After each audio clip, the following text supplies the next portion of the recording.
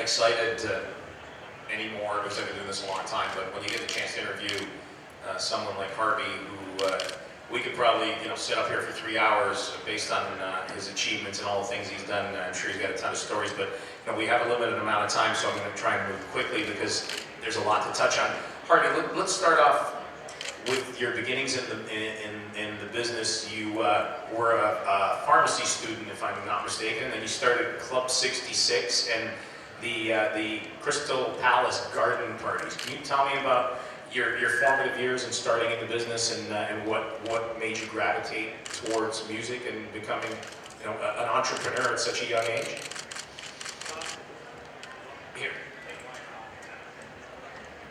I got into music, I suppose, by accident because I arrived late for a lecture one morning. That's kind of what started my life off. And because I arrived late, I got nominated to be the student rep of what is called, we have student unions. And I turn up a student union meeting. I've been down at university at Sussex at the College of Technology for 6 weeks. And I went down there because I thought it had a great social life. And I stuck my hand up after listening to all the various reports of the football and the cricket, the rugby, and the blah, blah, blah. And I said, I've been down here all this time, there's no social life, what's happening? And the president of the union said, who are you? And I told him who I was, and everybody laughed because no one had ever seen a pharmacy rep before. And he said, well, what do you think we should do? And I said, I think we should open a club up, which I've never done in my life before. And he said, okay, open a club. So I did. And we opened it in January 1966, I guess before most of you were born, and that's really what got me into music, and it went from there. And I was just very lucky. It was the mid-60s were probably the most creative period we've seen in any of our lifetime, and before or since, I think. And it was the rise of when youth demanded a say in society, and this whole new music culture was coming up. So it was the rise of, obviously the Beatles had established, it was the final establishment of the Rolling Stones and the Who, and then Elton John came along, Eric Clapton came along, David Bowie came along not long after, and so on and so forth. So I was just very lucky, and I'm a big believer that luck and timing are a very important aspect of our musical lives as well as talent. And I managed to befriend a large number of these artists, and I've continued to do so ever since. Do you see a parallel when you said that the youth at that time was seeking a voice? Do you see a parallel now with the dance music culture and the explosion of the festivals in Miami, the David Guettas, the Aviciis, the Deadmau5s? Do you see any sort of parallel? Because the music at that point was probably looked upon by the establishment as, oh my God, who are these long-haired freaks? And a lot of people don't understand the dance culture now. Do you see any sort of parallel with what's going on right now? A little bit. I mean, obviously at that period of time, the only time you ever read about rock music was when somebody got busted, or there was an arrest for something else. Otherwise, you never read about it. But there were very strong music magazines, and that's where you devoured your information about music and what was going on. And in those days, they had something called word of mouth. We have YouTube today or whatever, but Twitter. Word of mouth and Twitter, but word of mouth is when people talk to each other, picked up their Baker-like landline phone and called each other and spoke to each other at school and college or work and whatever and said, you've got to get into this band, they're unbelievable. Very limited radio. TV was pretty well non-existent for rock music. And so word of mouth spread very quickly, and those acts that came out and had a following, they all did their basic homework. They all worked very hard, starting on the floor and working up slowly. And it's still true today that those artists that build up a following from the floor keep that following, and then it's a question of their music and how far that can mushroom out. I think one of the issues we have today is everybody wants it now, thinks because all they have to do is press a button and it flows everywhere, it's all going to happen. It doesn't really work that way. And as far as the current style of music today, I don't have a problem with it, but I don't really understand where it goes. It seems to be developing the next generation of either dance music or rap music or wherever it is, but at the same time it always veers back to its roots. And so when music comes out that's a great song, and obviously the classic example of today is Adele, who was totally middle of the road. However, what she did was create great songs, perform great songs, and she's now one of the biggest selling artists of all time, which completely butts the system that everybody's concerned about lack of sales, CDs don't work, nobody wants music, etc., etc. Well, if you can sell 21 million albums, that's not too terrible. Tell me about, and you bring up a great point about Adele, meaning that quality will cut through no matter what. Absolutely. And that, I don't think that's ever going to change. And, Adele selling 21 million records, meaning a lot of people who haven't bought a record in a long time bought the Adele record, right? Right. Tell me about, in your career, what was your first, oh my God, moment where you went, I'm a big promoter? Like, you've worked with the biggest artists, Springsteen, Queen, you managed Jeff Beck, you've put on some of the biggest shows ever, and we're going to get to some of those, but what was your first holy shit, pardon my language, moment where you were you couldn't believe you were standing next to that artist as they were about to go on that stage? I guess not long after I opened the club, I got involved in England.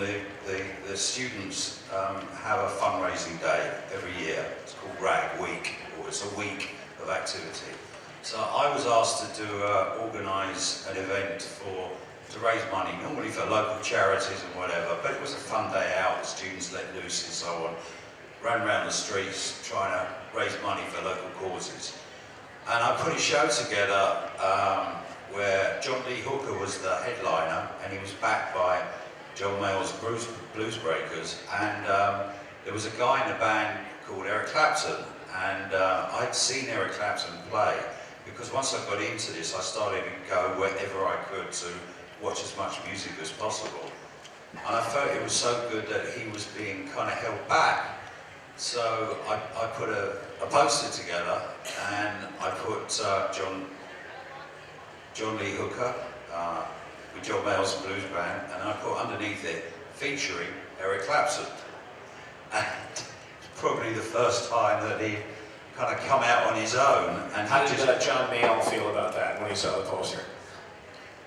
He was fun. I bumped into him at a festival last year. I hadn't seen him for a long time. We kind of talked about it, but I think he was kind of slightly bemused and honoured at the time. At the time, I'm not sure he even saw the posters, so he knew about it.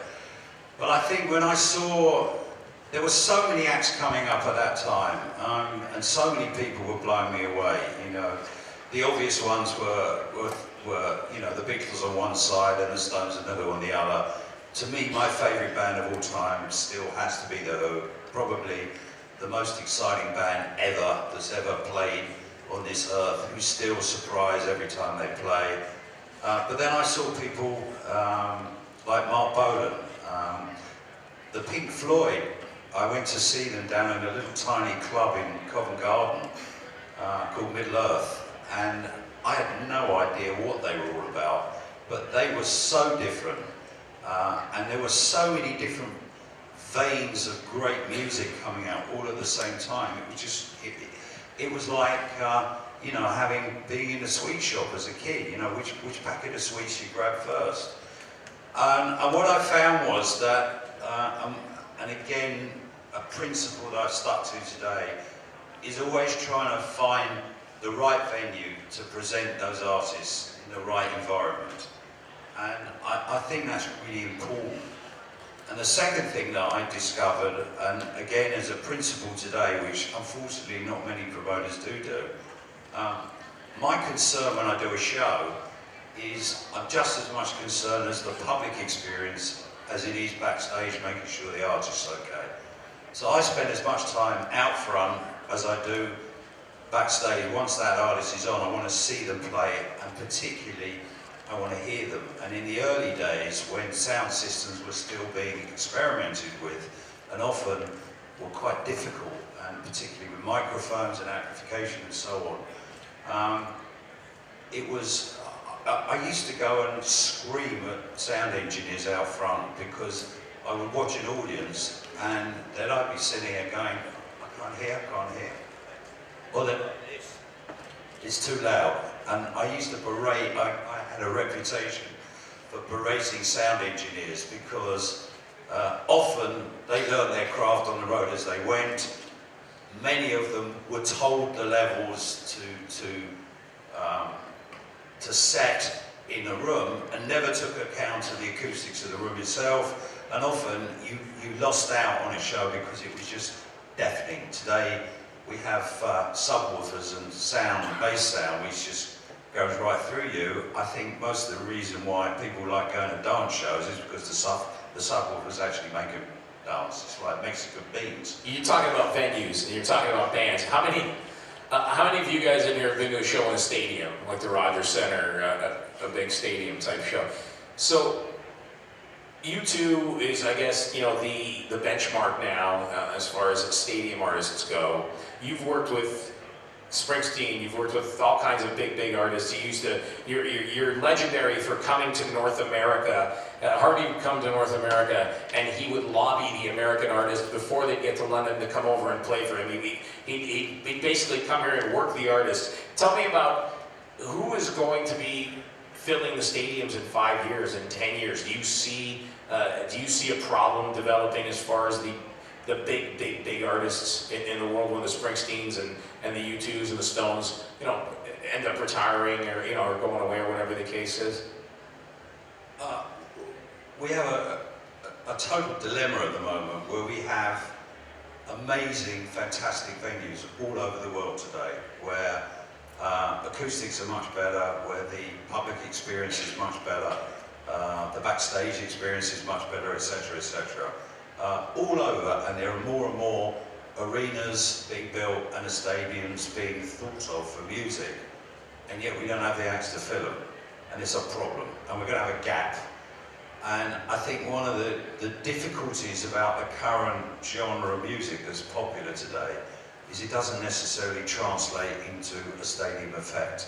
And that's why festivals are so popular, because you can go to a festival, you can probably today see 20 or 30 or 40 acts, and combined it's a great experience and everybody likes being with other people. So we're going to have a void. We've got this void looming because the older acts that have been around forever, the dinosaurs of our business, are slowly starting to fade away because they're just getting past it, I suppose. And we're not having enough new acts filling that void. So there's a real lack of supergroups. Part of which is the issue of wanting everything now and today and not really working your way through it. And it's the impatience of both the public and the business itself that they want results immediately, that they're not letting talent naturally develop.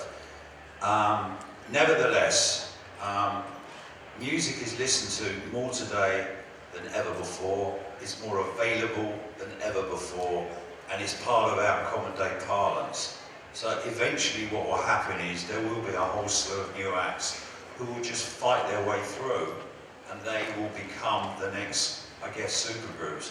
Or possibly, we won't have supergroups, they'll just be regional acts. We spend our lives thinking about, in the main, British acts and American acts.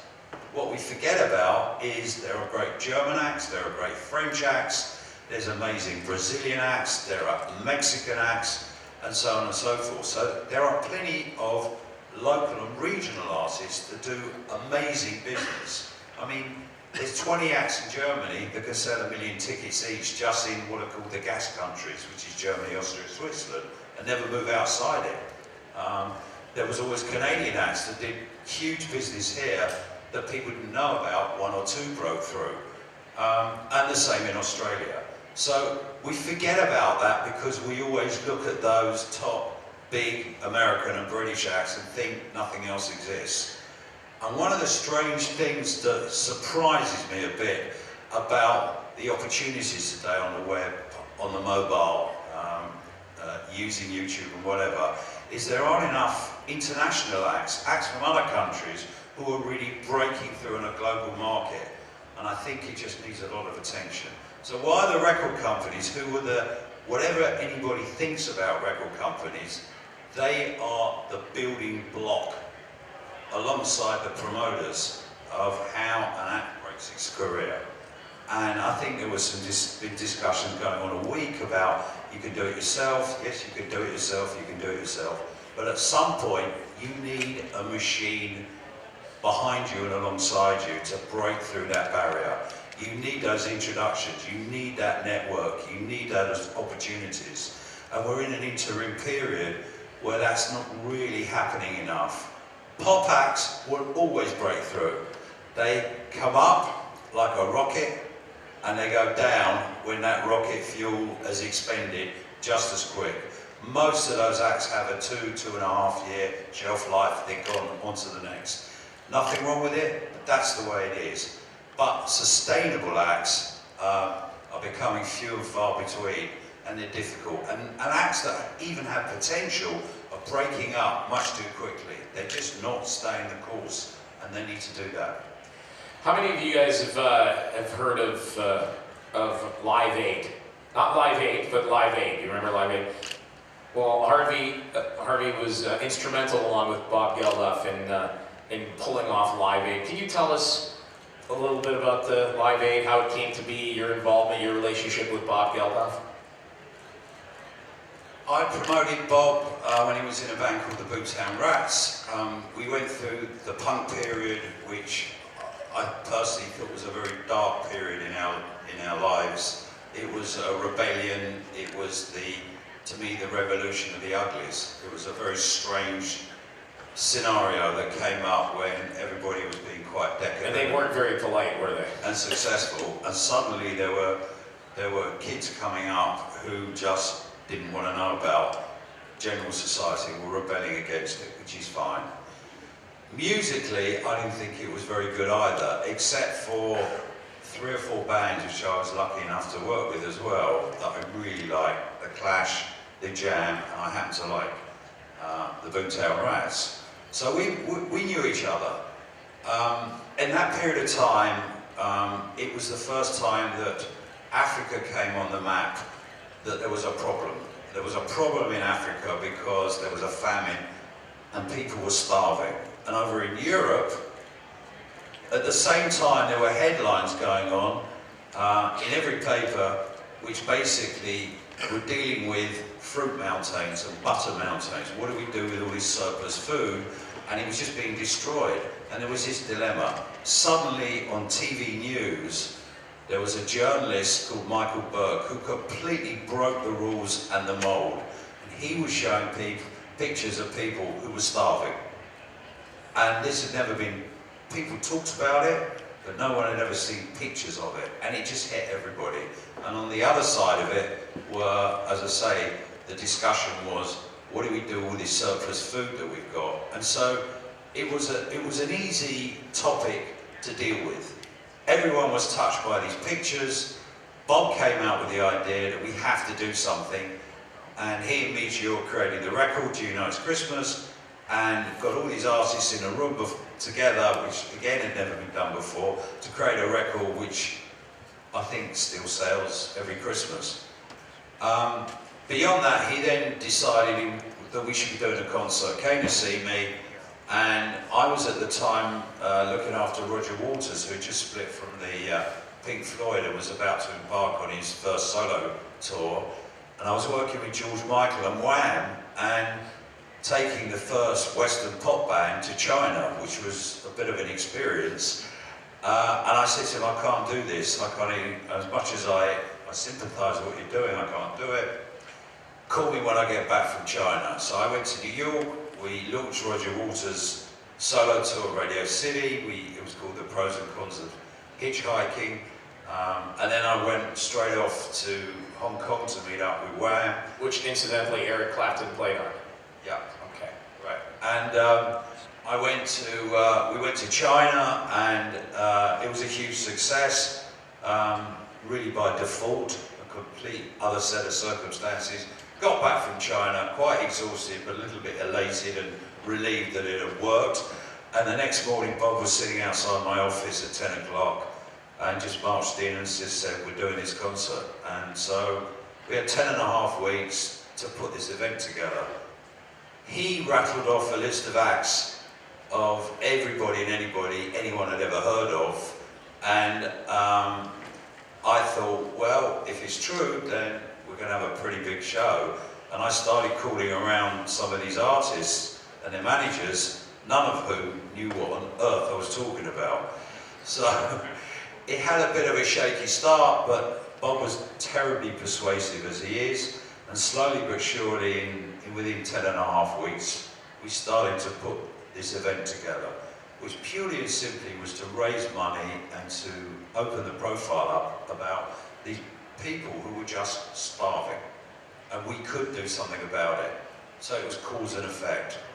And then about halfway through the proceedings, Bob came in one day and said, we have to do a show in America. And I said, yeah. He said, we've got to do it on the same day. I looked at him as if he was completely insane, and we talked it through, and I thought, what the hell, we're in now, let's make it work. So we then looked at seeing how we could actually do 2 shows. We did it, at that time there were no computers, there were no mobile phones, there weren't even fax machines, there was something called telex, and a big thing that sat on your desk made out of Bakelite, which was a phone. And we finally got to the BBC, we persuaded them into doing this, and without them none of this would have happened, because they, to their credit, for the first time ever in the history of television and music, decided to devote 16 hours of time to this event. And on the basis, there were satellites up in the sky, but no one had ever figured out to do something live of this nature. And we sat there with a table with a satellite map and a pair of things called calipers, which were kind of points that went backwards and forwards, trying to figure out how to make this work. And somehow or the other, again, luck and timing, it worked, and we managed to pull off 2 shows. And in fact, the truth is there were 3 shows, because a group in Australia kept bugging us, kept phoning me up at 7 o'clock every morning and telling me they wanted to do a show. So in fact, there were actually, Live Aid started in Australia with a show in Sydney, and then we came to London, we did our show, and then suddenly, much to all of our amazements, here we were at Wembley Stadium, there was a picture of Madonna on stage playing live in Philadelphia, and then we knew the whole thing was going to work. Our target was to raise £1 million. The night before, sometime at 2:30 in the morning, Bob and I spoke, and we thought maybe we could raise £5 million. I had to go down to Wembley because we came up with this idea of a turntable stadium. And at 11 o'clock the night before the show, I got a call from my production manager saying, this fucking thing doesn't work. I had to go down there at 11 o'clock the night before the show and figure out how to make this turntable, which really made the whole show work, because we didn't have time for changeovers. We literally had minutes, and somehow we managed to do it. We did the show. None of us ever dreamed that we would end up raising over £160 million, which is about $230 million. And money is still coming in today, and we still dispense it. It's quite extraordinary. That's money on